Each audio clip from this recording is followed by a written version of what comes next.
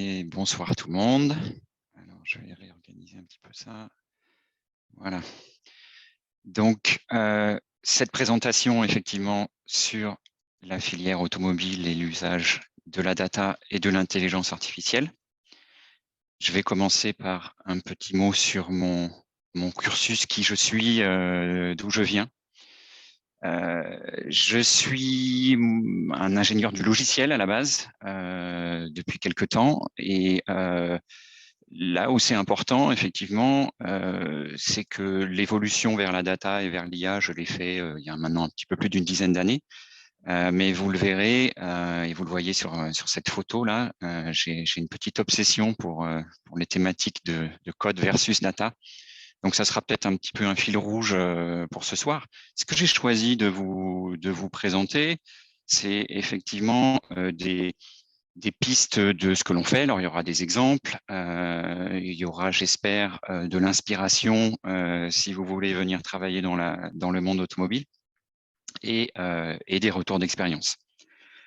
Un premier point qui concerne le côté agilité, et il y a des choses aussi dans cette présentation que j'ai sélectionnées parce que c'est peut-être des choses que, en tout cas à mon époque, je n'avais pas apprises à l'école, dans mon école d'ingénieur, ou en tout cas, c'est des sortes d'éclairages que je souhaite mettre un petit peu en avant parce qu'ils sont importants dès qu'on rejoint le monde du travail, l'industrie, les services. Et un des points que je voulais mettre en avant sur on va dire, cet état d'esprit et ces concepts d'agilité, c'est que moi qui ai à la base une formation de développeur logiciel quelque part, ou un petit peu à une époque aussi où tout était bien carré, on avait un bon vieux cycle en V, donc en gros, on démarrait à travailler, on savait quoi faire. Ben, on se rend compte que dans la réalité, souvent, on ne sait pas quoi faire, ou en tout cas la partie qui est la partie de gestion du produit. Qu'est-ce que l'on fait dans le produit, dans quel ordre et pourquoi on le fait, le côté business, sont vraiment des thèmes qui sont majeurs, et vous le verrez, qui sont majeurs aussi pour la data et pour l'IA. Donc, première leçon, avoir un backlog et bien gérer ce que l'on fait et pourquoi me semble primordial. Il y a une deuxième dimension dans le côté un petit peu humain, c'est que très souvent dans les vrais projets, on n'arrive à rien tout seul, donc on doit travailler à plusieurs, on s'y met à plusieurs, et ça sera pareil et même encore amplifié, je pense, sur la data et l'IA. Donc, n'oubliez pas ça, ça m'a un petit peu effectivement façonné au fil des années. Ça fait 5 ans que je suis dans l'industrie automobile. Avant, j'ai fait pas mal de choses que je ne vais pas lister. J'ai commencé l'industrie automobile chez Continental, dans le big data. Maintenant, je suis un peu plus proche de l'IA chez Vitesco. Alors, Vitesco, un petit mot, parce que je pense que il y a de grandes chances que vous ne connaissiez pas Vitesco. Je pense que ce que vous connaissez de Continental, c'est les pneus. Bon, ben, ça, je pense même pas la moitié maintenant du business de Continental. Moi, j'étais dans la partie équipementier automobile, où on fabrique des équipements, des services. Vitesco est une ancienne branche de Continental, une ancienne division, la division de Powertrain. Donc maintenant, Vitesco fait beaucoup plus de l'électrification, typiquement des véhicules, et toujours un équipementier, toujours au même endroit, à Toulouse, à Basso-Cambo. J'ai également, dans la filière automobile, un rôle dans la communauté d'experts IA et Big Data, dont je suis le président depuis l'année dernière. Ce qui m'apporte effectivement, là j'y prends beaucoup de plaisir à voir exactement quels sont les usages, les enjeux au niveau de la filière, et je donne également quelques cours dans les masters via TBS. Je voudrais commencer par quelques petites définitions, en fait, ou en tout cas introduire le big data et l'IA. Alors, tout ce qui va suivre est le résultat de mon expérience. Je pense qu'on pourra ne pas être d'accord avec ce que je dis, mais en tout cas, c'est la manière dont je l'ai un petit peu vécu. J'ai essayé de mettre ça sur une frise un peu temporelle, qui, vous voyez, commence un petit peu il y a longtemps. Le point de départ, je le situe dans, on va dire, la naissance de l'Internet, ou en tout cas la croissance de l'Internet. Ça a poussé les grands acteurs qu'on appelle aujourd'hui les GAFA, les Google, Facebook et autres, à aller vers des approches de calcul distribué, de traitement distribué, qui nous donnera un petit peu le cloud plus tard, un petit peu différent de ce que moi j'ai connu dans mon passé, qu'on appelait les supercalculateurs, etc. En quoi c'est important sur la data, c'est que ce que je retiens, c'est que tous ces services, en fait, comme ils opèrent à très grande échelle, hein, quand on est 1 milliard sur Facebook, ça va vite. Et du coup, il y a eu des jeux de données très gros qui ont été rendus disponibles. Et ce que moi j'appelle le big data, en fait, je considère que c'est des nouvelles approches qui ont été faites pour justement aller traiter ces données de manière distribuée, donc très, très, très similaire à ce qu'il y avait ici.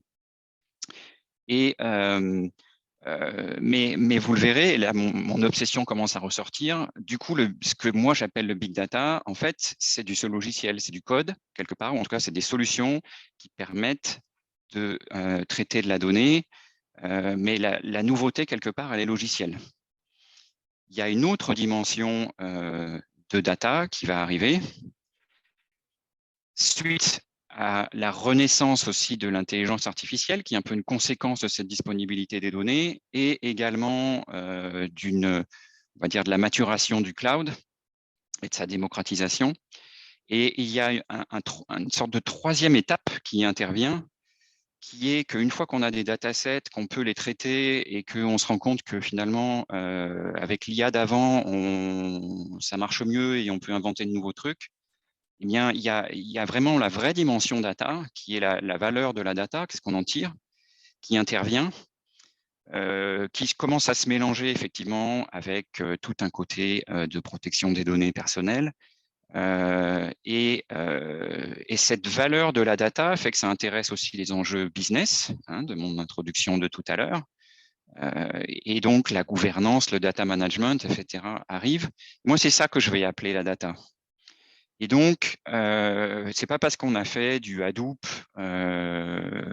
ou qu'on a passé du temps à choisir est-ce qu'il valait mieux utiliser Cloudera ou Hortonworks dans les années 2000, quand on faisait du big data, pour moi, ça, c'est pas la vraie dimension data. La vraie dimension data, c'est vraiment le contenu. On peut prendre l'image un petit peu que là, c'est les tuyaux, et puis là, c'est l'eau, c'est le contenu du tuyau. Et donc, cette data, qu'on va considérer comme un produit, qui est un des thèmes phares un petit peu que je vais mettre en avant, est quelque chose qui est différent du big data. Et alors cette IA, elle se développe, et puis aujourd'hui, là, bon, ça y est, c'est le grand boom, on va dire, moi, je sais pas dans quel ordre le mettre, ça bouge dans tous les sens. Déjà que c'était compliqué avant, il y a des flèches un peu partout, mais là, je pense que ça s'accélère encore. Et donc, l'IA et la data, c'est un petit peu tout ce mélange, toute cette conséquence, qu'il y a plein de domaines d'application, que les gens ont trouvé une vraie valeur à ce que l'on peut faire, qui sort des tuyaux, et on a des tuyaux qui sont super puissants et super faciles à utiliser, en tout cas de plus en plus. Petite parenthèse, je me projette également à peut-être anticiper ce qui pourrait être un des prochains thèmes. Le partage de données, je le vois arriver comme quelque part peut-être une quatrième étape. C'est en lien avec un thème que j'avais annoncé autour des écosystèmes. C'est que tout ce qu'on peut faire là à présent, on pouvait le faire peut-être dans une seule entreprise, mais dès qu'on commence à faire des choses, et on va le voir dans la mobilité, dans l'automobile, on est forcément dans un écosystème avec plusieurs entreprises. Donc, celui qui va collecter les données n'est peut-être pas forcément celui qui va les utiliser. Donc, je pense qu'on va parler de plus en plus du partage de données. Juste un petit clin d'œil pour cette obsession de dualité onde-particule. Si vous connaissez Wolfgang Pauli, qui est, lui, c'était plutôt la mécanique quantique. Et effectivement, il y avait cette dualité qui est décrite ici entre ondes et particules. Bon, moi, je vois la même un peu entre code et data, et c'est un petit peu ce que j'ai vécu, et que cette expérience que peut-être je vais essayer de vous résumer aujourd'hui. Quelques petits cas rapides. Pourquoi je me suis posé la question? Alors, c'est des exemples simples, sans doute un peu caricaturaux, mais ce que vous voyez là, qui est un programme en C qui fait un tri, donc il y a un algorithme derrière, on peut se dire, bon, c'est du code. Mais en fait, il y a aussi une autre manière de le voir, qui est de se dire, de toute façon, ce texte-là, et c'est pas ça qui marche derrière. il y a un compilateur du C et c'est ça qui fait tourner la machine. Et bah, du coup, mon code source, c'est aussi de la data pour le compilateur. Bon, c'est un petit peu tiré par les cheveux. On l'a peut-être, on l'a dans l'autre sens. Ce que vous voyez là, c'est un fichier JSON, donc souvent c'est de la data. Enfin, si on doit formaliser des données semi-structurées, souvent on utilise ça. Mais en l'occurrence, la vraie utilisation de ça, c'est ce qu'on appelle un peu de l'infrastructure as code. Alors, bon, ouais, on peut plus dire que c'est du code. En tout cas, la vraie conséquence pratique de ce que l'on voit là à l'écran, c'est que ça va vraiment créer mon infrastructure, typiquement, là, ça crée un serveur. Et après, tout ça, ça le fait en invoquant des services. Donc, bref, il y a une sorte de mélange des genres que j'essaye de vous faire toucher du doigt et qui, effectivement, m'a occupé l'esprit. Le dernier exemple est un petit peu plus orienté data et peut-être réel. Et puis là, il mélange aussi code et data. Ça, c'est quelque chose qui est écrit en Spark. Ceux qui font de la data, j'espère que vous connaissez Spark. En tout cas, c'est un des outils, je dirais, ou un des approches qui est devenu incontournable. Sans entrer trop dans les détails ici, bon, moi j'ai choisi Python. L'avantage de Spark, c'est qu'on peut choisir plusieurs langages. Ça paraît comme du code, ce que vous voyez là, mais en même temps, c'est du code qui est très, très orienté vers la data, manipule des structures de données, qui sont les tableaux un peu qui sont là. Et puis, on n'a plus vraiment d'algorithme, en tout cas pas comme on avait dans notre programme en C, et on est un petit peu plus déclaratif. Donc, il y a, moi, je dirais, un nouveau style quelque part quand on fait du big data qui fait que ce curseur code et data devient un petit peu flou. Ce que je peux dire pour ça, conclure un petit peu cette étape, c'est que ce que moi j'ai découvert ou appris en tout cas, je vous le disais, j'ai commencé vraiment dans le logiciel, mais en fait, un des premiers sujets sur lesquels j'ai travaillé, c'est du couplage de code scientifique pour faire de la simulation de la simulation des réacteurs nucléaires. Moi, je voyais ça vraiment comme du logiciel, et c'est vraiment dans les tuyaux. Je faisais bouger la donnée d'un code à l'autre pour que notre simulation multiphysique elle puisse converger. Donc moi, j'avais vraiment l'impression de faire du logiciel toute ma journée. Mais en fait, en y réfléchissant un petit peu plus tard, les gens qui m'employaient, quelque part, ceux qui faisaient vraiment la simulation, ils faisaient de la simulation pour vérifier que le réacteur allait bien fonctionner, qu'il allait avoir les bonnes performances. Bref, ce qui les intéressait dans la simulation, c'était la data. Et donc, je pense que au plus tôt vous pourrez prendre ce recul, d'aller se dire bah, finalement, il faut regarder les deux, c'est-à-dire data, software, et puis on parlera un petit peu du hardware aussi. Je pense que c'est un bon réflexe. Alors, j'ai trouvé des images un petit peu dans les précédentes années pour illustrer cette dualité data et software. J'ai trouvé un peu d'huile et d'eau, mais finalement, c'est peut-être pas ça. En tout cas, il y a une structure un petit peu fractale. On en verra des exemples tout à l'heure. Et puis, il y a une complexité grandissante, ce que j'ai voulu illustrer ici. Cet empilage-là, cette stack de différentes solutions, quand on va dans le cloud, etc. On dit aujourd'hui on a des développeurs full stack, mais honnêtement, je pense qu'il n'y a pas un seul développeur full stack qui maîtrise vraiment toutes les vrais étages qu'on peut avoir si on regarde vraiment tout dans le détail. Parce que justement, on utilise l'abstraction que ça représente. Quand j'utilise un service cloud, je n'ai pas besoin de connaître la complexité de ce qu'il y a derrière. Ça les ingénieurs de mon logiciel l'ont toujours fait. Aujourd'hui, je pense que c'est vraiment poussé à l'extrême. Et donc, sur la data, vous le verrez, comment ça s'intègre dans cette stack est également quelque chose dont je vais parler ce soir.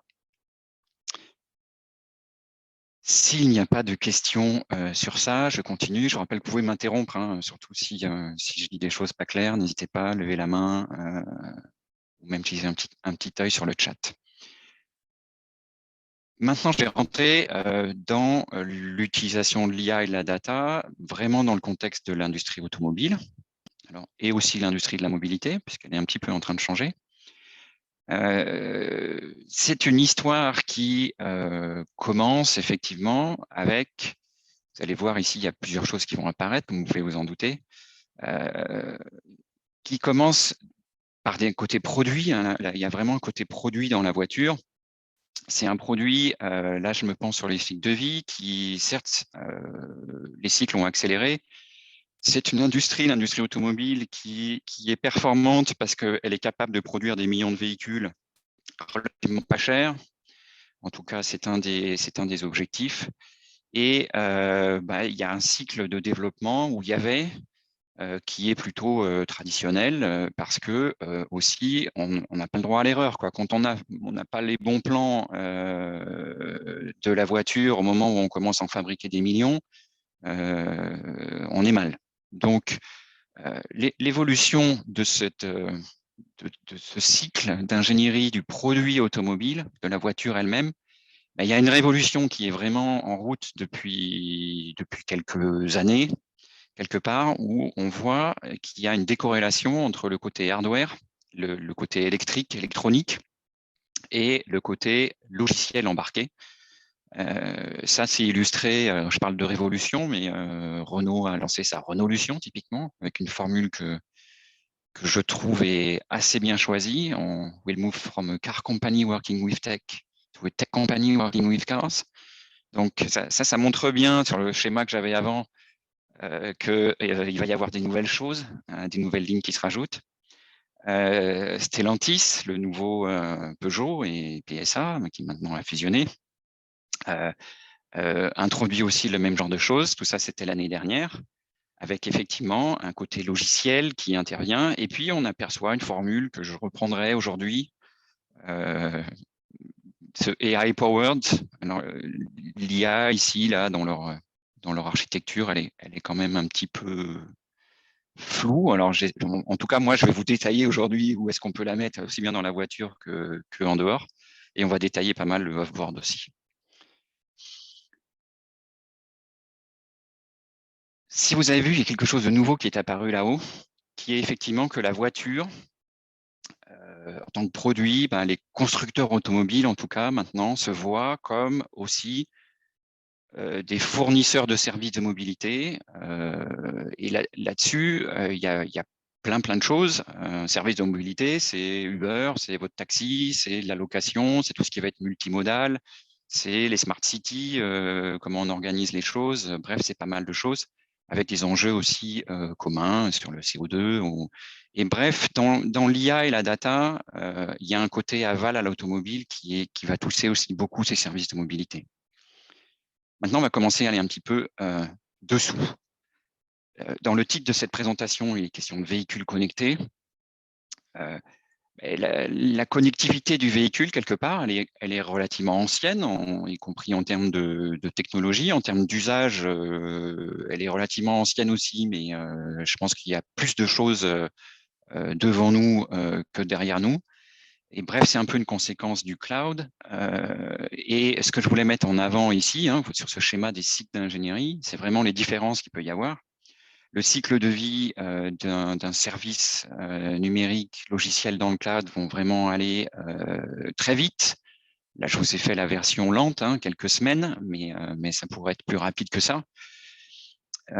C'est des ingénieries qui sont différentes, côté DevOps, mélange développement, opération, c'est ce qui est illustré là par ces sortes de rayures un peu haute fréquence. Ça change souvent, on va arrêter un service, on va en faire un autre. Bref, il y a une volatilité ici qui n'a rien à voir avec le cycle à eau des produits du véhicule. Et puis en nombre, alors on parle beaucoup de microservices, etc., mais ça va être tout de suite plusieurs clouds qui vont se parler. Quand on va parler d'écosystème, ça va être des milliers, voire peut-être même plus que ça, de ce qu'on appelle les microservices aujourd'hui. Bref, quelque chose qui est quand même, et il y a du logiciel, bien entendu, cette partie cloud service, c'est du logiciel, mais c'est quand même pas le même type de logiciel que le logiciel qu'il y a dans la voiture. Du moins, pas complètement. En tout cas, c'est pas avec les mêmes règles et pas dans le même contexte. Mais on en reparlera. Alors là, vous avez vu, j'ai commencé à dessiner une sorte de stack. Premier, en tout cas, un petit commentaire ou un warning sur cette stack. En fait, pas vraiment une stack. En tout cas, on peut le lire comme ça. Je ne sais pas comment le faire. Il faudrait le faire en 3D. Mais ce que je voulais illustrer, il y a une idée qui est un petit peu quand même forte, qui est que si on se centre autour du véhicule, il va y avoir des services ici dans notre couche de cloud qui vont être au service du véhicule. hein, ce que j'appelle la Cloud Enabled Vehicle Function. Le véhicule connecté, le fait de recevoir une carte à jour, etc., le fait d'être averti du trafic, des accidents, tout ça, c'est un service cloud qui va venir rendre service à la voiture et sans doute encore plus aux véhicules autonomes, on le verra.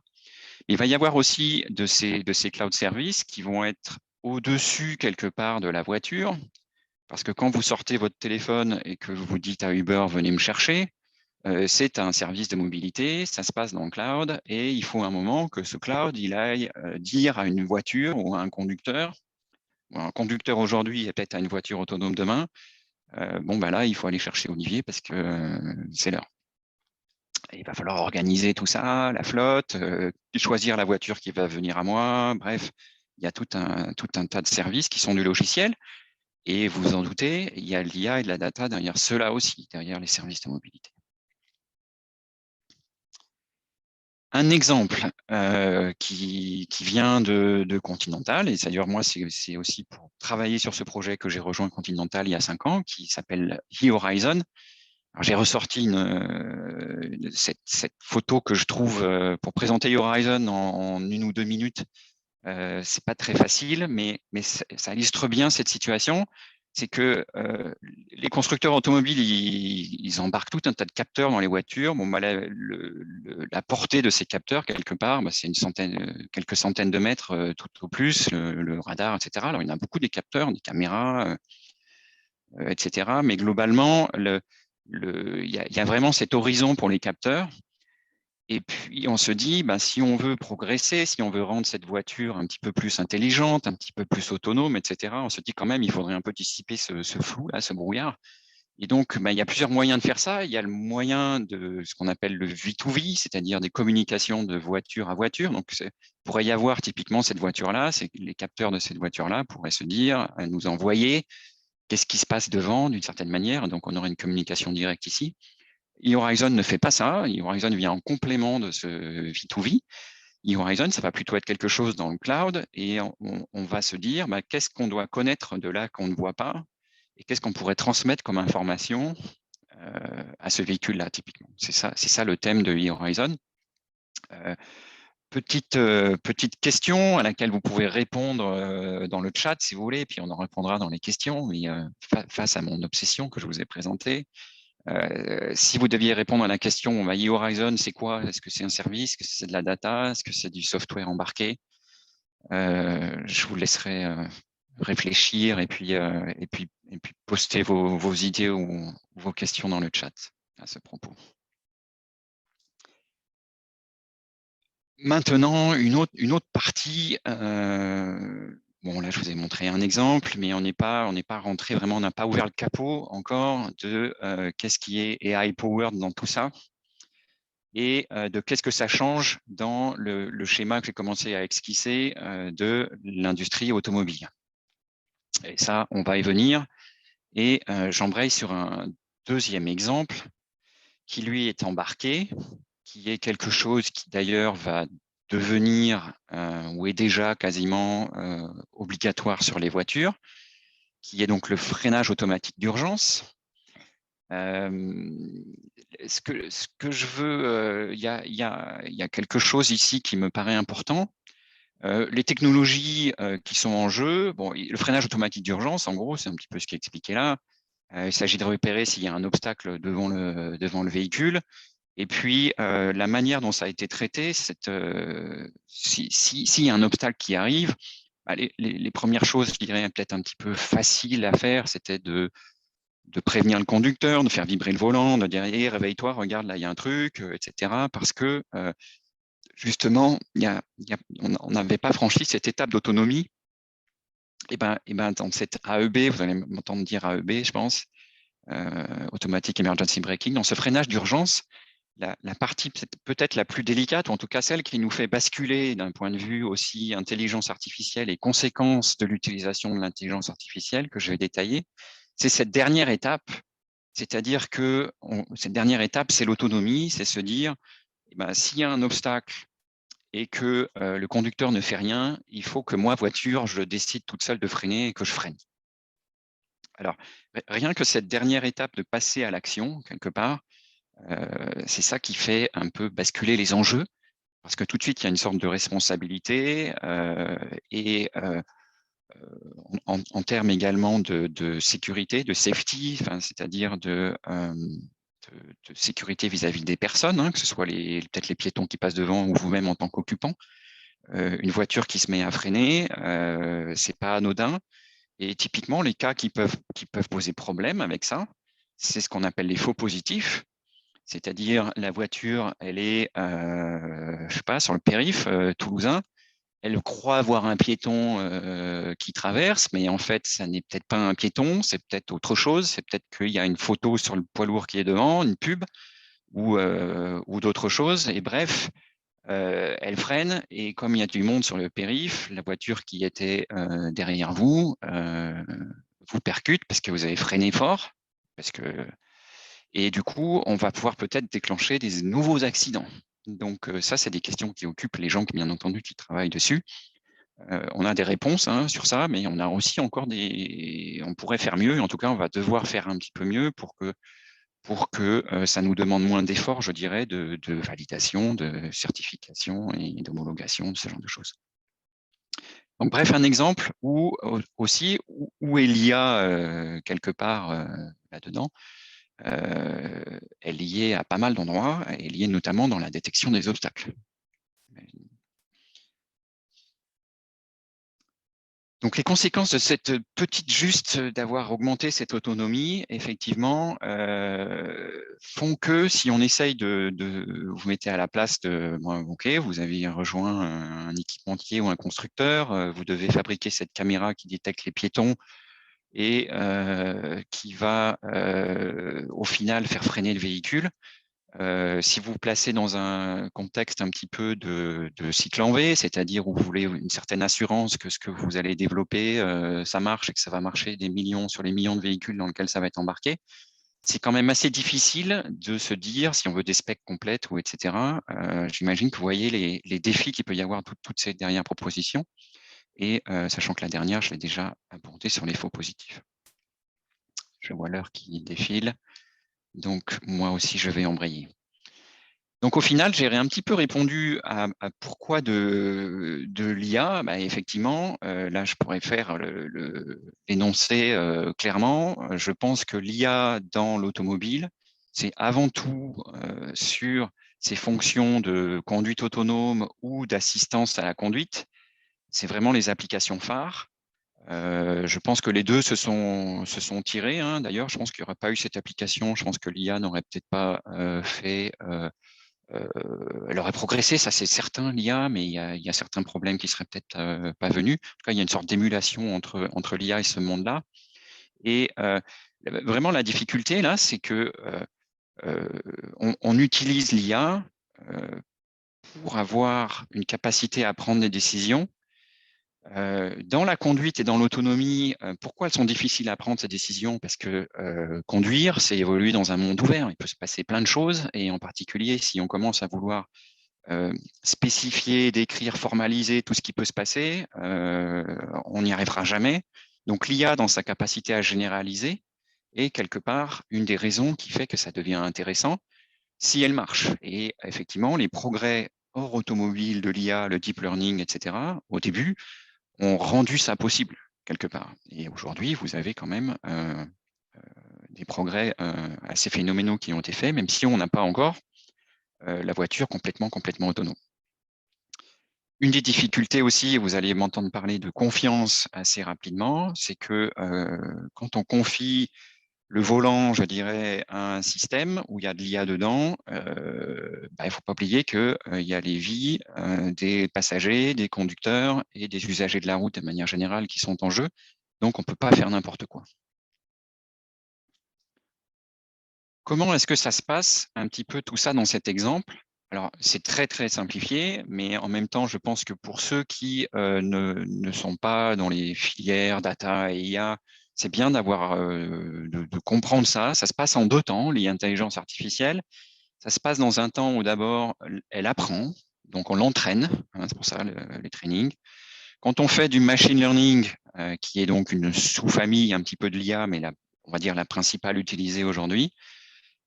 Cet apprentissage, il consiste à présenter des sortes d'échantillons, quand c'est un apprentissage qu'on appelle supervisé. On présente des échantillons, il y a un algorithme d'apprentissage qui traduit les échantillons en un modèle, un réseau de neurones ou autre chose, qui implémente quelque part cette IA. Ça ne marche pas tout seul, hein, même si on appelle ça apprentissage automatique. Avoir la bonne donnée, bien utiliser les algorithmes et savoir ce que fait le modèle, le valider, etc. Tout ça, il y a ce que j'appelle avec un petit clin d'œil les humains in the loop, les ingénieurs d'IA, de machine learning, c'est ça qu'ils font. Et on a besoin de ça. Et une fois qu'elle est entraînée, cette IA, eh ben, on va pouvoir la mettre dans une des 10 millions de voitures que l'on fabrique, par exemple. Et si on fait une caméra qui détecte les piétons, eh ben, il va y avoir sans doute un modèle de deep learning dedans. Et alors ça, comment ça marche? Ben, ça prend des données qui doivent, ou en tout cas, un des critères que ça marche, c'est que les données qui ressemblent aux données qui ont été vues dans l'entraînement, même s'ils peuvent être un petit peu différentes.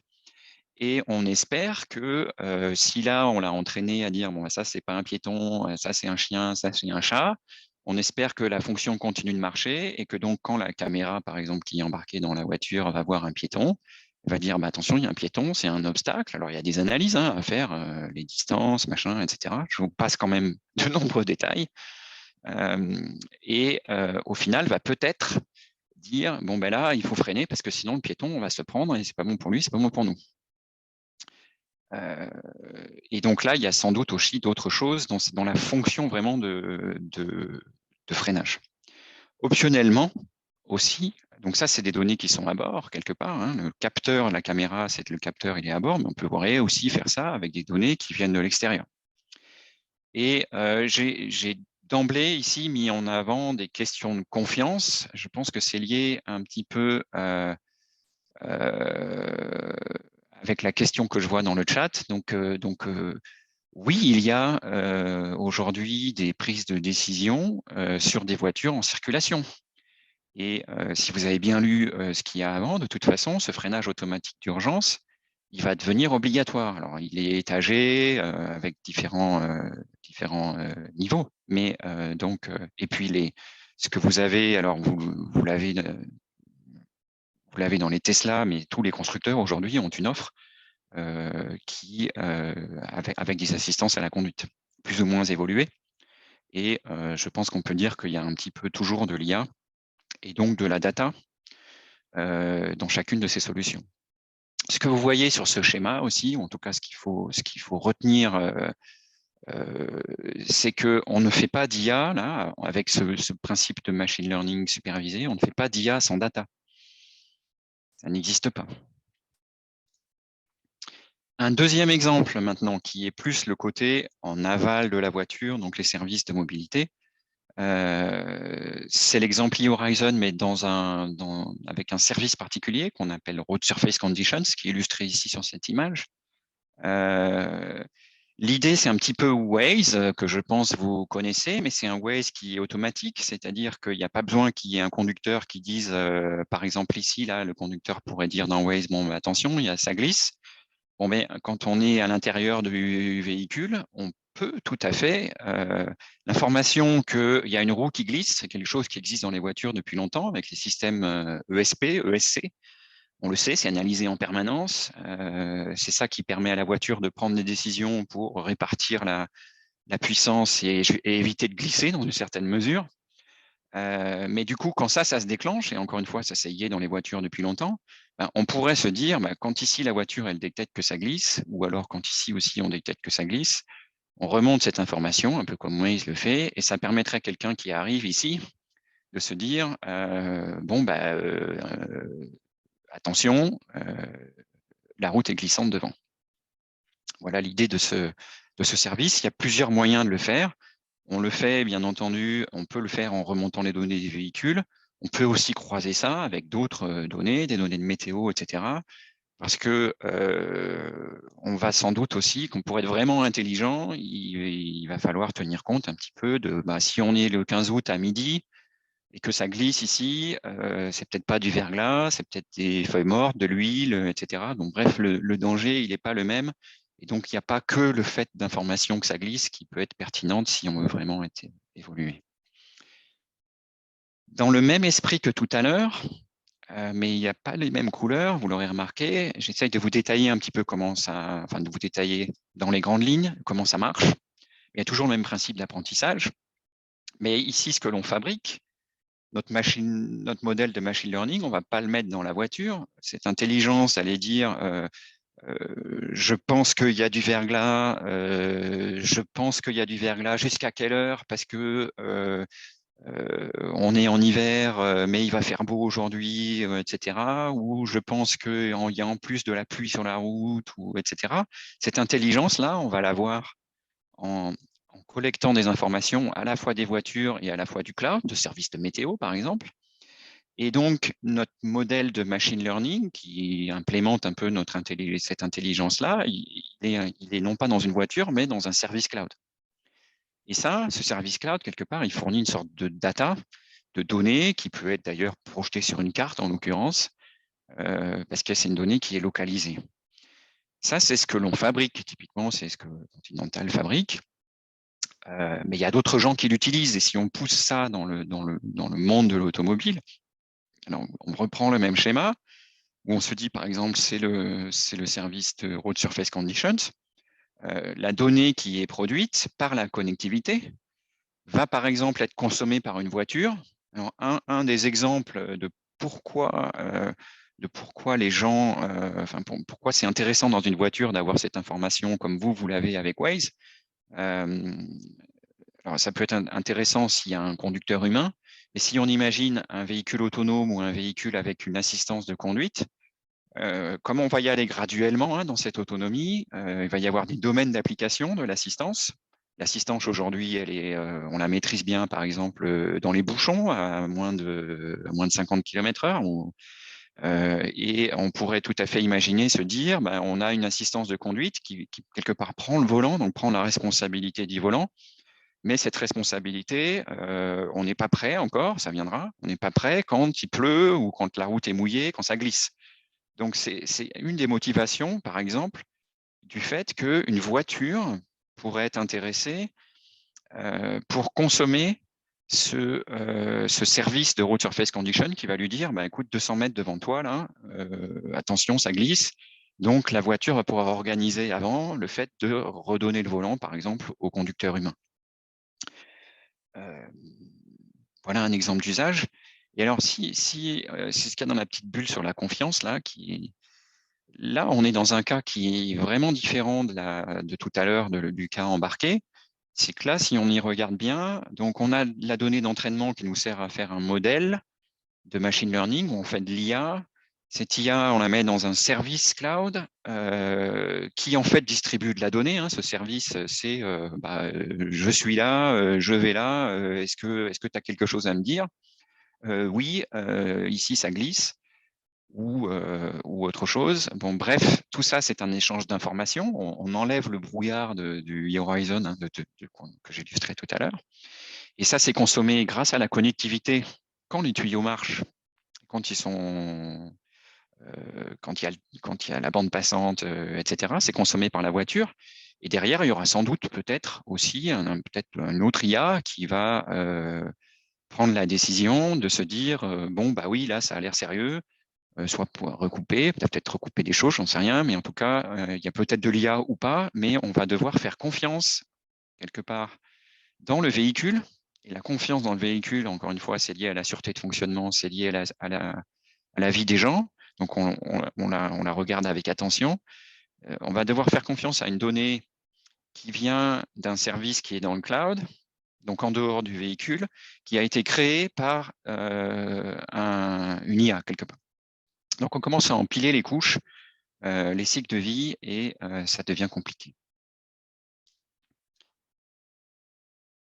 Je veux maintenant aussi m'élargir à quelques autres exemples que je ne détaillerai pas. Alors, j'ai essayé de les ranger dans quelque chose qui va partir des composants du véhicule et le véhicule lui-même, la connectivité du V2X de tout à l'heure, les services de mobilité et de la collaboration dans les écosystèmes.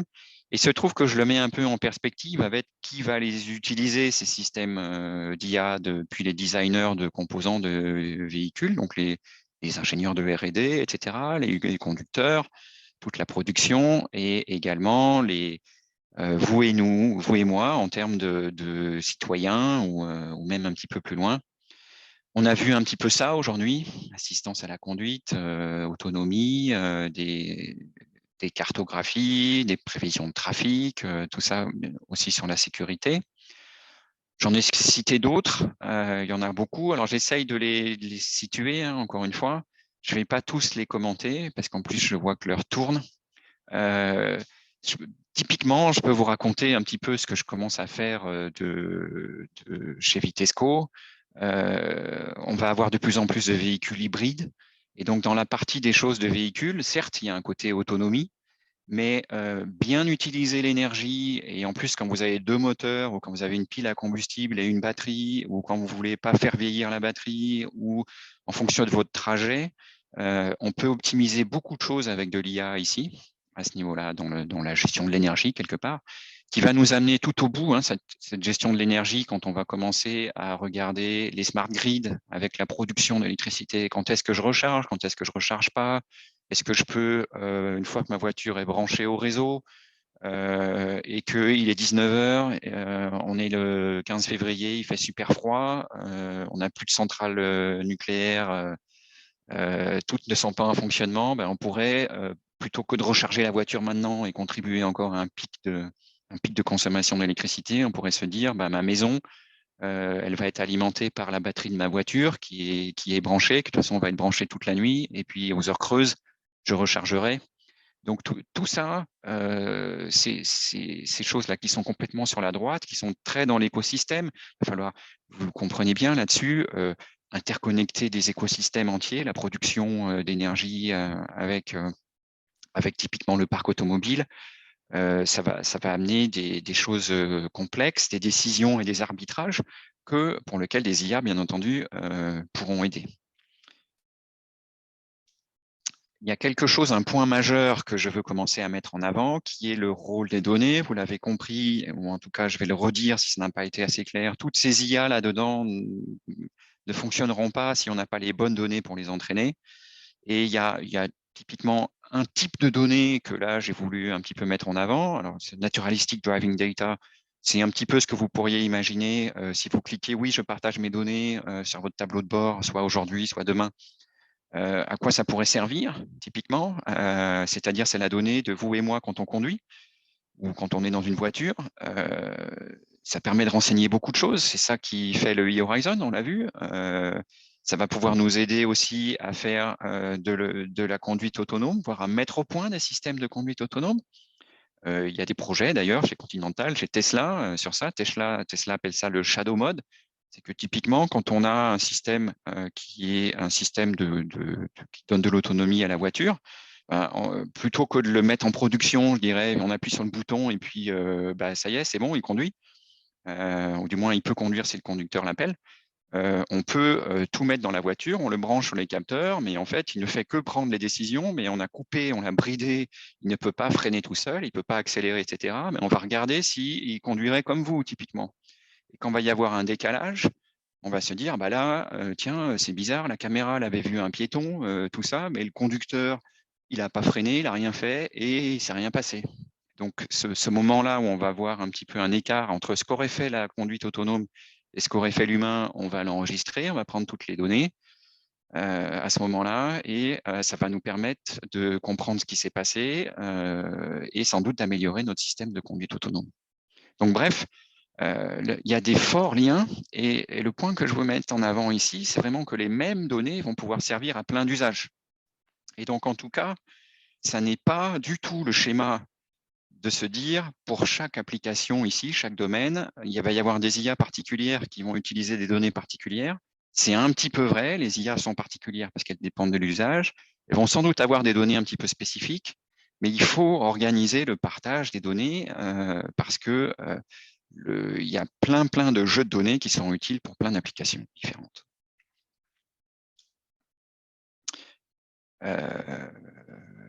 peut-être un petit peu sur ça. Je voulais vous donner un aperçu un peu des volumes de données. Alors, je ne vais pas vous détailler les hypothèses qui sont en dessous de la réalité. Retenez ici que bon, si on connecte une voiture et qu'on est un peu raisonnable, ça fait quelque part un débit par véhicule qui est petit. Enfin, c'est moins que si vous regardez une vidéo sur votre téléphone, hein, 2 mégabits par seconde. Par contre, comme on a beaucoup de voitures, là je l'ai pris à l'échelle de la France, bah, ça fait vite beaucoup de données. Alors, à l'échelle d'un réseau, ça c'est pas non plus monstrueux. Par contre, je vous ai dit, bah, ces données, ça serait bien de les garder. Et si on imagine, je dis bien si on imagine, ou si on imaginait les garder toutes, aujourd'hui je pense que peu les gardent toutes, et qu'on considère qu'une voiture, elle tourne en fait seulement 2% du temps sur une année, bah, ça nous fait quand même à l'échelle de la France des chiffres qu'aujourd'hui personne n'est prêt, je pense, à financer. Donc ça, je vous le mets à la fois pour avoir un peu des ordres de grandeur, mais aussi pour mettre le doigt sur un point qui est que, je vous ai dit, il faut des données, mais prendre la décision de collecter ces données, on a besoin d'être intelligent aussi dans la collecte. Donc là, typiquement, on ne collecterait pas tout, on aurait besoin de faire des choses à la demande, etc. Donc, le sujet donné va être un sujet en tant que tel et qu'il faut gérer, non pas uniquement pour une motivation de ça va servir à faire ça, mais il faut le séparer en termes d'objectifs, c'est mon avis. À propos justement de ce couplage fort entre les données et l'IA, les modèles de machine learning, il y a quelque chose qui est plus ou moins vrai selon les domaines, mais dans l'automobile, et vous l'avez vu avant, c'est, je pense, particulièrement vrai, cette histoire de poule et l'œuf, comme vous le voyez là. L'œuf, c'est les données. Les données sont utilisées pour faire des modèles d'IA. Les modèles d'IA, on les utilise ensuite pour faire des services, créer de la valeur, les mettre dans les voitures, etc. Et ces services, comme le cas que je vous ai décrit de Shadow Mode, typiquement, vont aussi nous générer des données supplémentaires. C'est bien parce que ça va nous permettre de boucler. Donc, on va améliorer comme ça. Il y a une sorte de système vertueux qui se met en place. Ça, c'est ce que toutes les boîtes qui font de l'IA cherchent à faire tourner ce truc. Mais si le ticket d'entrée, c'est 5000 pétas de données à stocker par an, il est un petit peu gros quand même, le ticket d'entrée. Quand on est Spotify dans la musique, on peut démarrer différemment. On peut démarrer en disant, bah, écoutez, moi, je vais vous mettre à disposition la musique, je vous rends la musique accessible, donc j'ai déjà un service. Alors, je le fais payer ou pas, mais d'ailleurs, même si ce service il est gratuit, bah, il va me créer de la donnée, et donc, quelque part, ça commence à m'amorcer la pompe. Cet amorçage de la pompe, je pense que c'est une problématique, en tout cas forte, dans le monde de la mobilité. Je pense que même si dans les autres domaines également, ça risque d'être problématique forte.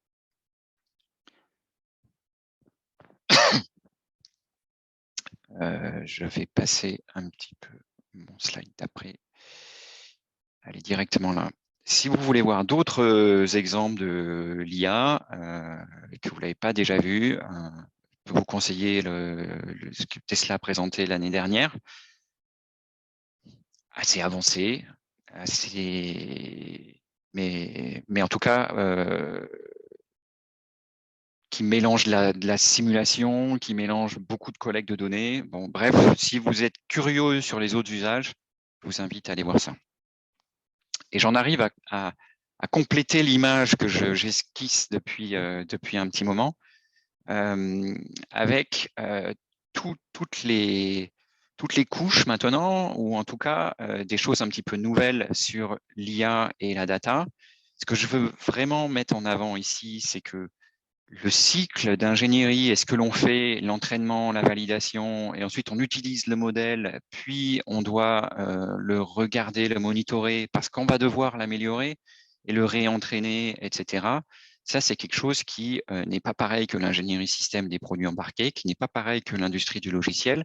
Tout ça, ça va nécessiter de la data. La data, pour rester simple, j'ai illustré ici quelque chose qui va à la fois très vite. Il va y avoir des choses qui vont se situer à la seconde dans nos durées de vie là.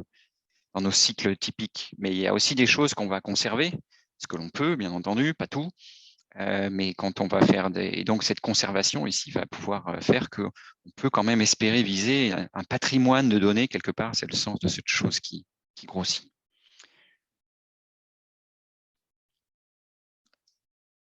Dernière partie, pour illustrer un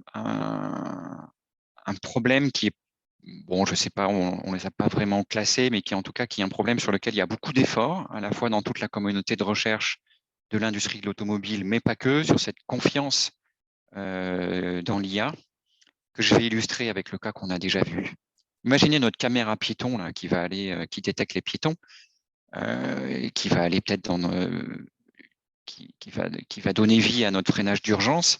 Vous allez l'entraîner peut-être avec des images qui vont ressembler à ça. Ça, c'est pas des vrais, enfin, c'est pas les vrais cas, hein. C'est des images que j'ai trouvées libres. Mais en tout cas, bon voilà, vous avez des piétons, vous avez peut-être des objets un peu bizarres sur la route, mais il va falloir apprendre à gérer aussi. Mais bon, on peut imaginer qu'il y a d'ailleurs des gens qui vont labelliser ça, qui vont dire voilà, les piétons sont là, et on va apprendre à notre caméra à reconnaître les piétons. Mais les petites difficultés que je voudrais illustrer, elles arrivent avec ces exemples-là. Qu'est-ce qui se passe le jour où, si vous avez entraîné avec les images d'avant, là il pleut et les gens ils ont des parapluies? Bon, bah, ils sont pas tous pareils. Là déjà, il y a des gens sans visage parce qu'il y a le parapluie devant. Et d'ailleurs, le parapluie, il est dans la voiture. Bon, bref, ça, on imagine bien que ça peut perturber notre apprentissage, hein. Et petit clin d'œil également à l'épidémie de Covid. Si du jour au lendemain, tous vos piétons sont dans la rue, en ville, avec des masques, que vous avez entraîné avec aucune image de piéton avec un masque, moi, je suis pas sûr que votre IA, elle va les détecter de loin. Il y a des chances, mais en tout cas, ça se vérifie, voire ça s'anticipe. Alors, est-ce qu'on peut tout anticiper? Je ne pense pas. Mais est-ce que ça se vérifie? Certainement. Ça explique que dans mon schéma de tout à l'heure, une IA, même si c'est techniquement du logiciel, quand on va la mettre dans une voiture ou de manière générale, quand on l'utilise, quelque part, elle s'use. C'est-à-dire que quand le monde bouge, quand l'environnement évolue autour de l'IA, il faut vérifier que l'environnement sur lequel elle a été entraînée correspond bien à l'environnement sur lequel elle est utilisée. S'il y a un décalage qui commence à apparaître, on va vraiment avoir peut-être un problème de confiance. Ça, c'est plutôt dans l'apprentissage. Après, j'ai d'autres exemples qui sont intrinsèques vraiment à cette notion d'utilisation de l'IA, des réseaux de neurones ou d'autres choses. C'est que dans ce côté monde ouvert, il y a des choses qu'on ne pourra pas prévoir. Donc, en gros, l'IA va se tromper.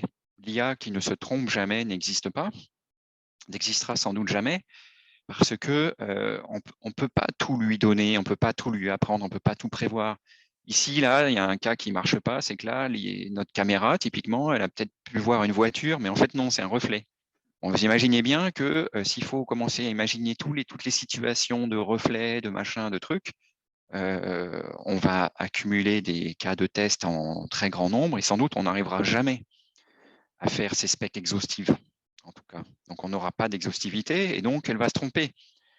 Et au-delà même de l'erreur, en fait, intrinsèquement dans les modèles que l'on utilise, quand l'IA reconnaît quelque chose, elle le reconnaît toujours avec un indice de confiance.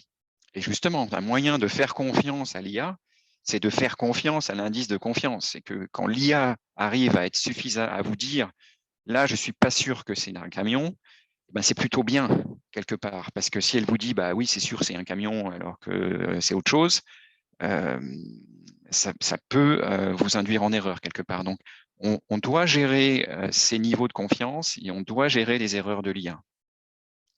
Il y a une dernière faiblesse que je voulais illustrer, qui est vraiment dans ce côté robustesse. Vous les connaissez sans doute. Si vous êtes dans le monde de la data l'IA, ces exemples-là, je pense ils sont phares quelque part. On peut venir en quelque sorte attaquer le modèle d'une IA. On rajoute un petit bruit à l'image. Vous ne voyez pas la différence, mais ça fait une sorte de saut quantique et que l'IA qui avait raison de dire bah, ça c'est un bus, va tout à coup se mettre à dérailler complètement et à dire bah, non, c'est une autruche. Ça, c'est lié non pas au fait que c'est lié à l'énorme combinatoire possible, et on peut toujours trouver une perturbation qui fait que, comme vous la forcez à classifier quelque part avec des choses connues, et que vous avez une infinité de possibilités quasiment dans cette image, pas une infinité, mais un très grand nombre en tout cas, vous pourrez toujours trouver une perturbation qui fait que ça devient faux. Et alors ça, on peut se dire, on peut s'en prémunir, mais des gens se sont amusés à reproduire cette faiblesse uniquement en collant des autocollants sur un panneau stop pour le faire comprendre comme un panneau de limite de vitesse, quoi. Donc ça fait partie des points de vigilance que les gens qui font de l'IA dans l'automobile ont tous en tête. Je vais conclure maintenant sur les données, quelque part. Et c'est un petit peu aussi ma conclusion, c'est comment je me suis soigné de mon obsession. Alors pour aller vite, parce que il y aura toujours la donnée que je considère à l'intérieur des systèmes, et ça c'est pas nouveau, ok. Notre caméra typiquement, elle manipule les données et elle nous donne des informations. Bon, je passe ça. Il y a quelque chose qui est nouveau dans ce data as a product, c'est la donnée qui est en dehors des systèmes.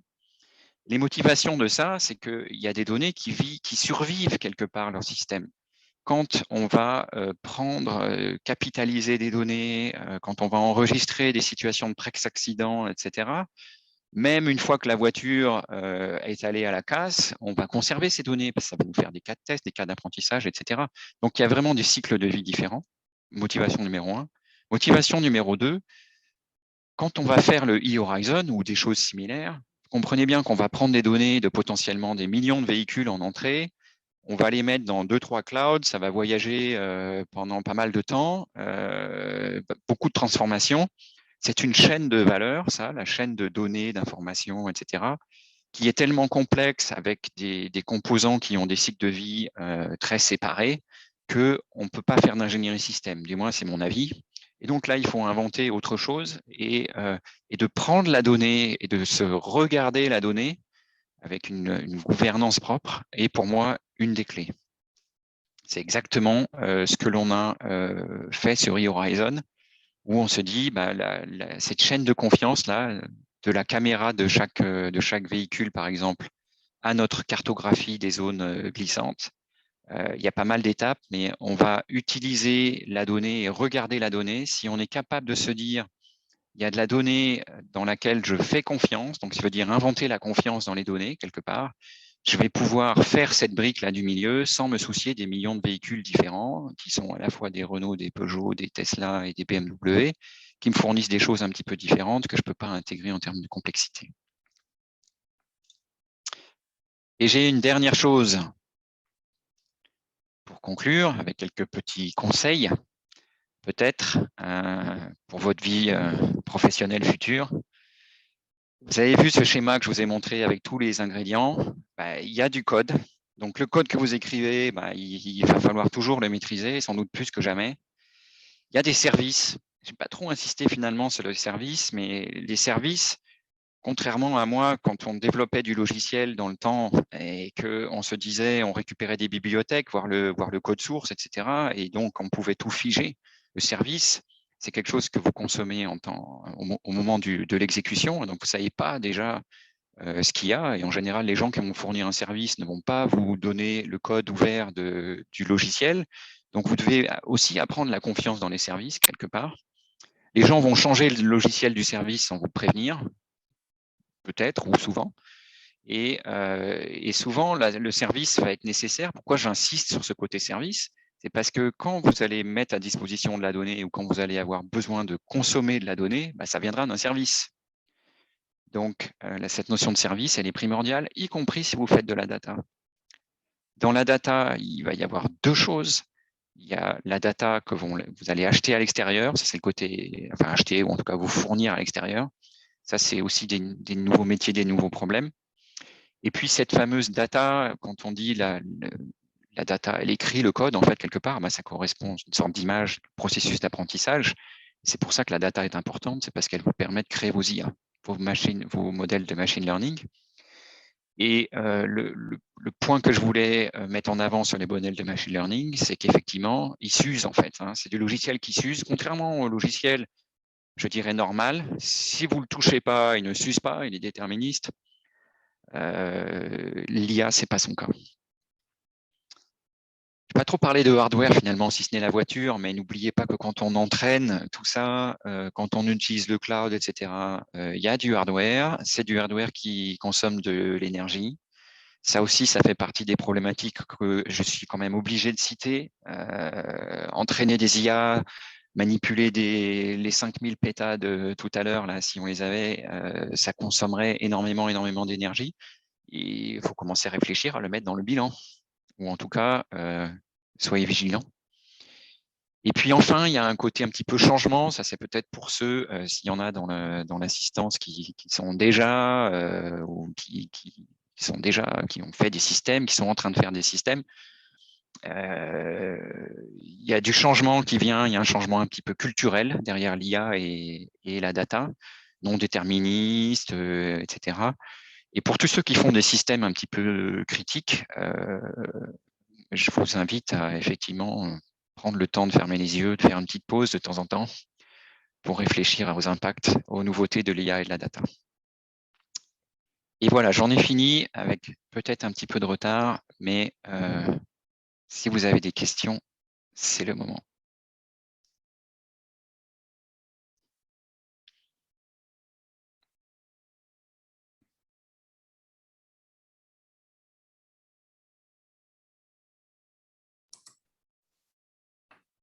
J'espère que je n'étais pas tout seul à parler depuis tout à l'heure. Enfin, tout seul à parler dans le vide. Donc, vous pouvez poser vos questions dans la rubrique questions et réponses, ou bien vous pouvez lever la main si vous souhaitez intervenir et poser votre question directement.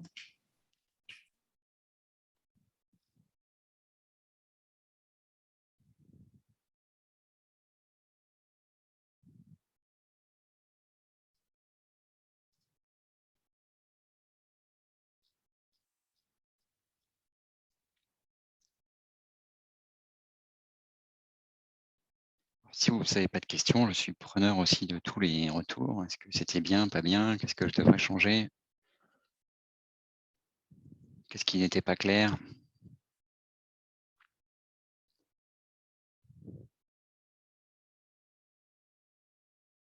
Alors, je vois que ça commence à venir.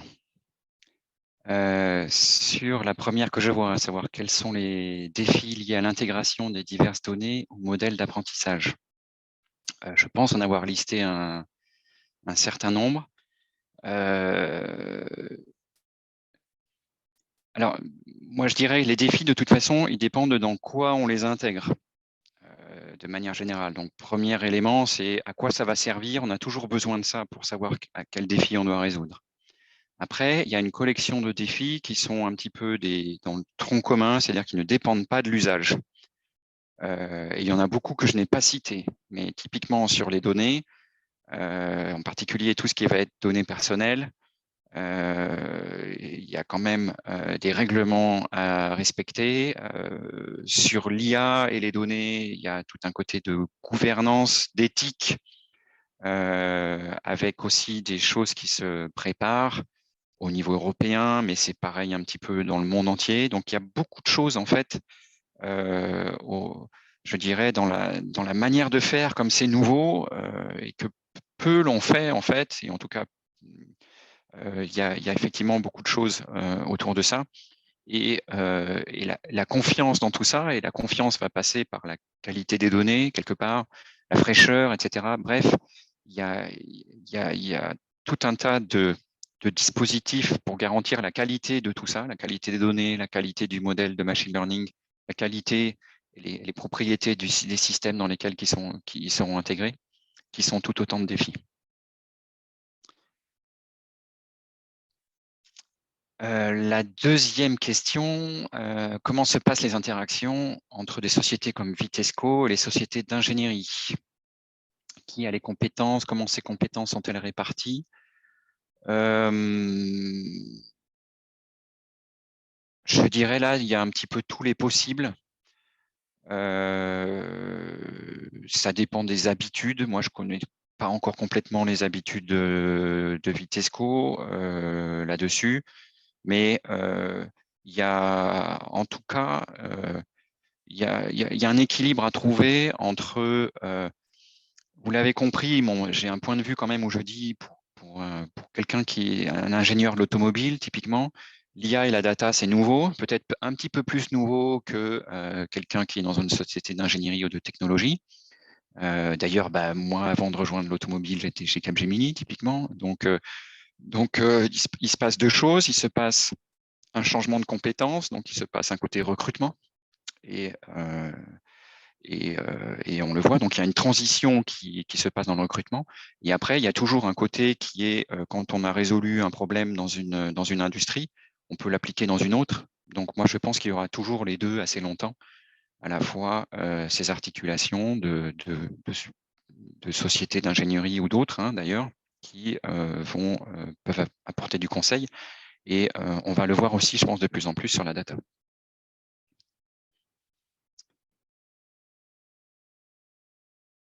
Troisième question, les solutions basées sur le cloud présupposent qu'il est toujours accessible. Qu'en est-il dans les zones blanches?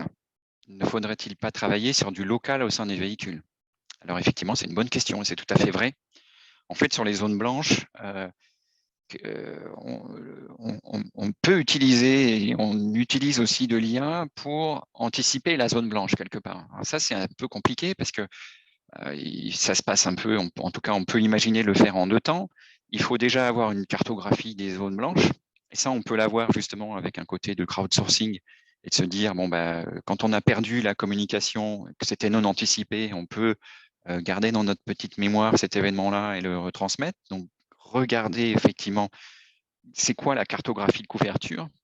Et après, pour savoir si vous allez entrer dans une zone blanche, alors, soit vous avez donné, vous êtes Google et vous connaissez de toute façon l'itinéraire parce que vous avez Google Maps, ou alors vous l'avez mis dans votre voiture, etc. Mais sinon, on peut aussi anticiper les choses. Donc, qui dit anticipation dit aussi IA. En tout cas, d'un point de vue de la sécurité, de la safety, effectivement, on ne peut pas mettre de côté ce côté connectivité et ce côté qualité du tuyau. Sachant qu'encore une fois, on a sans doute jamais une qualité 100% dans les tuyaux. Et alors, travailler sur du local au sein du véhicule, c'est toujours ce qu'on fera. Hein. Il n'y aura jamais, en tout cas je l'espère, en tout cas moi je ne monterai pas dedans, il n'y aura jamais un véhicule qui est avec où les assistances à la conduite, ou en tout cas l'autonomie du véhicule, elle est donnée par un système centralisé dans le cloud qui repose sur un réseau de télécom. Ouais, parce que ça, c'est quand même facilement, je pense, attaquable avec des moyens physiques. La voiture lancée à 130 km/h, et si on perd la connexion, on n'a pas non plus envie de s'arrêter. Donc, il y aura toujours effectivement du local et il y a toujours une intelligence locale et il peut y avoir une intelligence collective dans le cloud. Et j'espère avoir montré que on a besoin des deux et que les deux peuvent être utiles. Comment l'IA peut-elle intervenir dans le sport automobile?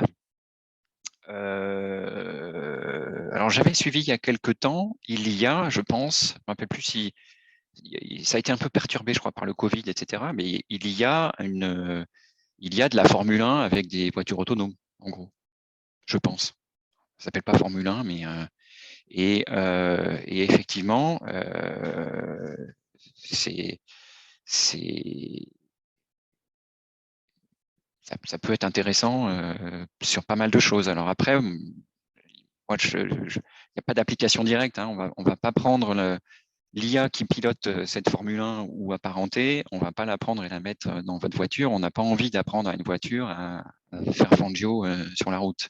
On cherche plutôt à ce que, effectivement, ça soit plus safe pour tout le monde. Est-ce que vous pouvez parler de Data Lake? Alors, Data Lake, je peux revenir sur mon petit schéma. Le Data Lake, typiquement, ça serait cette chose-là qui cristallise d'une certaine manière tout ou partie des données et qui grossit, ou en tout cas qui grossit en valeur, peut-être pas que en taille ou en volume. Et ça peut être aussi la partie qui centralise, typiquement quand on va connecter des millions de véhicules, il y aura toujours un data lake,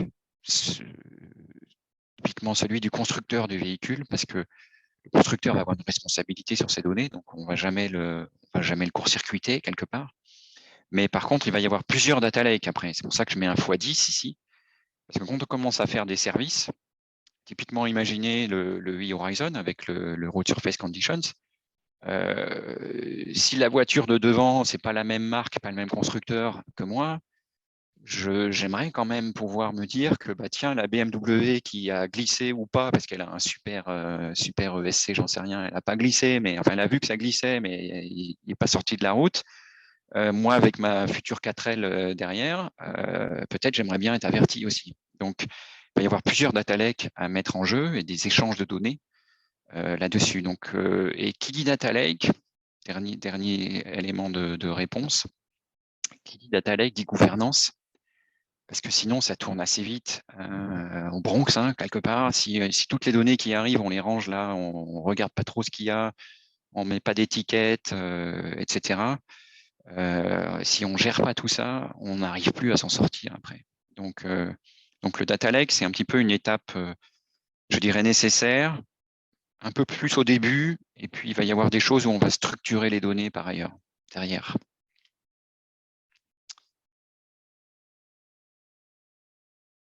Voilà, ah non, il y a encore des...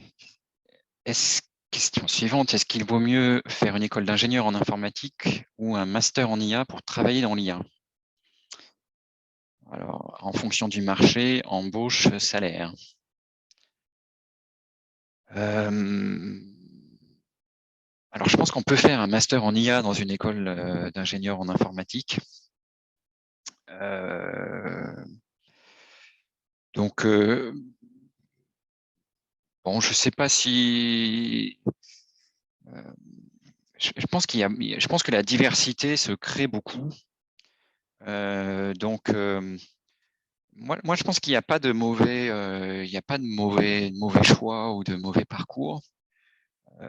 En tout cas, parce que je vois à la fois, c'est pareil, hein, moi je ne peux parler que de mon expérience personnelle, mais typiquement, moi qui ai eu un démarrage très technique, je pense qu'il faut pas oublier les enjeux plus business, plus écosystème, plus organisationnel. Et ça, c'est vrai aussi pour l'IA. Mais il y a un côté pluridisciplinaire qui est indépendant, enfin qui est prépondérant. Donc, le plus tôt on s'ouvre à cette pluridisciplinarité, je pense, le mieux on va être préparé à la vraie vie et à trouver des solutions.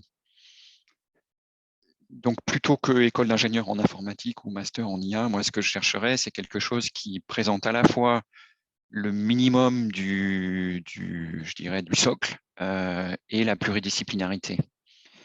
Et ce qu'il ne faut pas oublier aussi, c'est que ce socle, hein, qui sont les pratiques de l'IA, les techniques, etc., elles n'existaient pas il y a 10 ans, 15 ans, du moins pas dans leur forme actuelle. Ça bouge tout le temps, à une vitesse faramineuse. Donc, c'est sans doute faux ce que je vais dire, mais dans la formule, rapidement, je pourrais dire de toute façon tout ce que vous aurez appris de votre cursus technique, ça va vous inspirer, mais ça va changer aussi. Donc là-dessus, moi, je dirais il n'y a pas de mauvais choix. Un autre élément de réponse que je peux donner, non pas basé sur comment moi je me suis formé, mais de comment on crée les projets, comment on vit les projets d'IA. Encore une fois, ce côté pluridisciplinaire, il est primordial. Il nous faut des gens qui connaissent la data, donc un côté data engineering, qui savent manipuler cette couche de données ici. Il nous faut des data scientists. Le data scientist, il a double facette. Il a ce côté statistique, IA, technique d'entraînement, le machine learning, le reinforcement learning, etc. Mais il doit avoir aussi une capacité à aller interagir, comprendre les problèmes métiers, en l'occurrence, qui sont dans ma couche du haut, là, dans ma filière, plutôt sur dire qu'est-ce qu'il faut pour... c'est-à-dire qui va mettre un crédit à la valeur de ce que ça fait. Parce que, contrairement à ce que l'on peut penser, de dire bon, allez, c'est bon, j'ai plein d'argent, je construis un data lake, j'ai toutes les données disponibles, je vais dans la meilleure école d'ingénieurs et je prends un data scientist, et puis les données vont parler et ça va me faire gagner beaucoup d'argent. Ben non, il manque cet étage d'aller dire qu'est-ce que l'on veut faire, quel est le problème qu'on veut résoudre, quel type d'IA va être bien adapté pour ça, comment on va faire, est-ce que ce qu'on envisage de faire, c'est plausible avec les données dont on dispose, est-ce que si on avait d'autres données, etc. Bref, tout ça, il faut reboucler toujours entre des profils que moi j'appellerais métiers, c'est-à-dire vraiment de l'usage, de la filière concernée, des profils data, des profils IA, et aussi et le cloud est partout aussi, en tout cas tout le côté infrastructure informatique. Et côté embauche ou salaire, honnêtement, je pense qu'il y a de la place partout aujourd'hui. Et d'ailleurs, il y en a autopromo chez Vitesco, chez Continental et ailleurs. Question suivante. La résolution des petits problèmes à distance dans la Formule 1 et la surveillance de l'état du véhicule sont-elles basées sur l'IA et Big Data? Alors là, j'aimerais bien avoir une précision sur c'est quoi les petits problèmes à distance.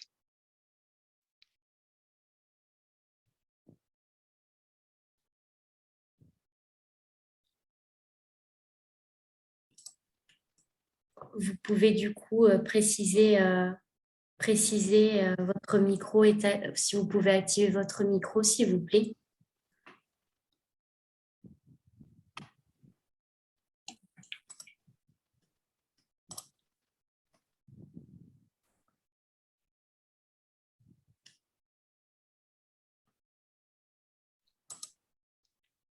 Alors, s'il n'y a pas de précision, je peux me baser sur ce que j'ai compris. Bonsoir. Oui, bonsoir. Parfois l'équipe résout des problèmes à distance dans la Formule 1. Ah, ok. Au niveau de du véhicule. Oui, ok. Ouais, c'est vrai que c'était écrit, mais je n'avais pas compris. Ok. Alors, du coup, commençons par la surveillance à distance. La surveillance à distance, alors dans la F1, c'est pas nouveau. Dans la voiture de Monsieur Tout-le-Monde, ça l'est un petit peu. Moi, je vois il y a un potentiel d'IA là-dedans à dire, mais comment je vais faire pour faire une surveillance intelligente sans envoyer toutes les données dans le cloud? Donc, il y a déjà de l'IA à la source pour aller dire, bon, mais est-ce que ça, c'est bizarre, la détection d'anomalies, des choses comme ça? Et si c'est bizarre, à ce moment-là, je l'envoie dans le cloud parce qu'on ne peut pas récupérer toutes les données. C'est pas, même si techniquement, ça pourrait peut-être être possible, économiquement, ça l'est pas, et en plus, ça bousillerait la planète. Donc, il y a un premier niveau qui est le tri. Et alors, après, pour savoir reconnaître un problème ou anticiper un problème, tout le sujet qui sont la maintenance préventive ou la maintenance prédictive, sont effectivement des domaines d'application majeurs partout et pas que dans l'automobile. C'est le cas dans tous les transports, mais c'est le cas dans les usines aussi. Enfin, on a envie de savoir si la chaîne de production a un problème, etc., y compris d'ailleurs dans l'automobile. Donc oui, la surveillance de l'État, est-ce qu'il se passe pas bien, etc., ça utilise de l'IA. On utilise aussi beaucoup d'IA dans l'industrie automobile pour la fabrication, notamment les équipementiers comme Continental ou Vitesco. On fabrique des cartes électroniques. Les cartes électroniques, il faut vérifier il y a des soudures, des choses comme ça. On peut vérifier ça avec de l'IA parce que c'est de l'image, etc. Donc il y a tout un côté inspection, typiquement, qui sont possibles. Alors après, donc on imagine qu'une fois qu'on sait surveiller, qu'on a les données, on peut vouloir agir, bien entendu. Là-dessus, c'est on va dire un petit peu moins développé, mais il y a beaucoup de monde qui se penche là-dessus. Et là, ça me donne l'occasion d'ailleurs de citer peut-être un exemple que je n'ai pas cité, mais qui est tout ce qui va être service de flotte aux professionnels, où typiquement, on peut imaginer, et ça c'est des choses que par exemple Continental fait, Continental côté pneus, on va dire, c'est que quand on va pouvoir repérer par exemple une crevaison lente sur un poids lourd, on va pouvoir se dire, bon, bah, là, il y a une crevaison. Alors déjà, c'est peut-être pas super facile à voir, mais une fois qu'on l'a vu, on va pouvoir intégrer ça dans je dirais, le système de transport de la compagnie qui fait ça, quelque part, et planifier une intervention. C'est-à-dire qu'on va dire, bon, bah, là, il est 10 heures, tu as une crevaison lente. On va utiliser l'IA pour dire, bah, je pense que ça va tenir encore 2 heures. Et on va te proposer à midi, tu t'arrêtes sur l'aire d'autoroute, tu vas au resto, et puis moi, qui fais un service de maintenance quelque part, je vais dispatcher la camionnette du réparateur et on va venir te réparer ton pneu pendant que tu manges au resto à midi, et à 13 heures, tout est bon et tu repars. Donc oui, ça existe, ça va se développer, et c'est vraiment aussi un bon exemple de. C'est pas forcément une IA super compliquée, ou en tout cas, c'est pas la même que celle qui va conduire le camion tout seul, mais c'est des petites choses un peu plus concrètes, mais qui s'intègrent aussi dans toute une panoplie de services et tout un écosystème.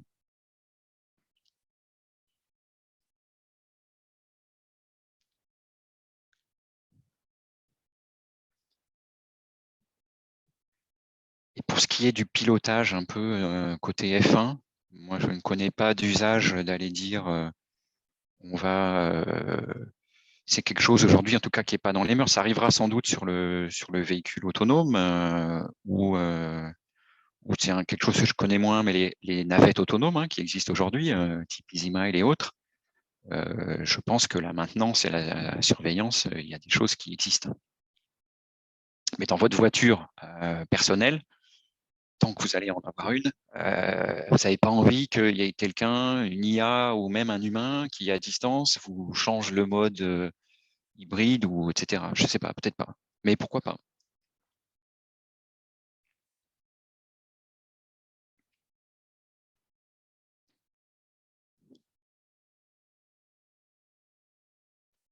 Est-ce qu'il y a une autre question? Bon, s'il y a des questions qui vous viennent après, vous pourrez toujours me contacter. Tout à fait. Donc, on va terminer cette présentation. Merci beaucoup pour cette intervention intéressante et les réponses à vos questions pour éclairer les différents points demandés. Et merci aux participants d'avoir assisté à cette conférence organisée dans le cadre du certificat Big Data. Merci de m'avoir donné l'occasion de parler de la filière et de ce que l'on fait. Merci à vous. Bonne soirée.